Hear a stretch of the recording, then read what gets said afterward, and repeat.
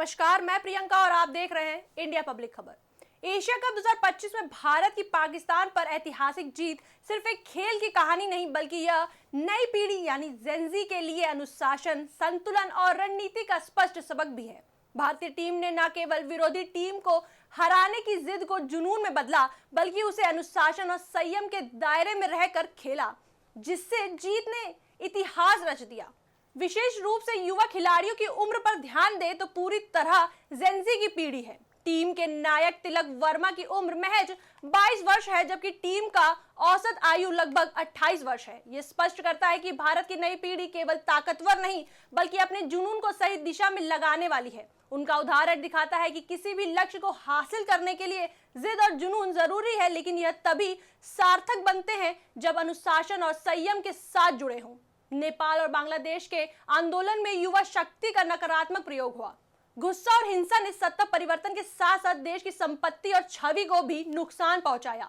इसके विपरीत भारतीय क्रिकेट टीम ने मैदान पर अनुशासन और संयम के साथ जुनून को संयोजित किया।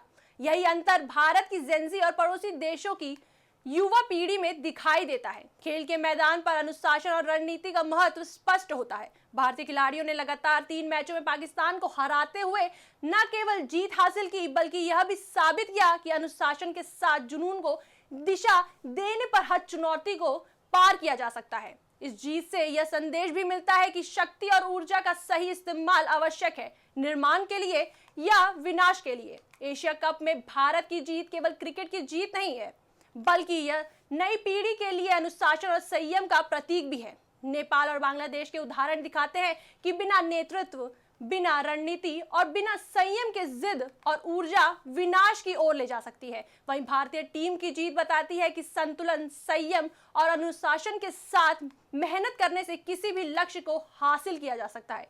विशेषज्ञों का मानना है कि नई पीढ़ी के लिए यह स्पष्ट संदेश है कि जिद और जुनून केवल तभी प्रभावी और सार्थक होते हैं जब उन्हें अनुशासन और संयम के साथ जोड़ा जाए। भारत की जेनजी शिक्षा, खेल और स्टार्टअप जैसी नई संभावनाओं में अपनी ऊर्जा का सकारात्मक प्रयोग कर रही है। अगर यही ऊर्जा सही दिशा में लगी रही तो यह पीढ़ी भारत को वैश्विक स्तर पर नई पहचान दिला सकती है।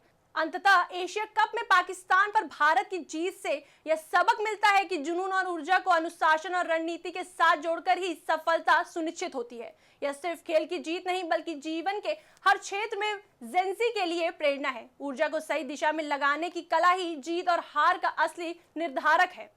इस पर आपकी क्या राय है, हमें कमेंट सेक्शन में जरूर बताएं। वीडियो को लाइक करें, शेयर करें और हमारे चैनल को सब्सक्राइब करें।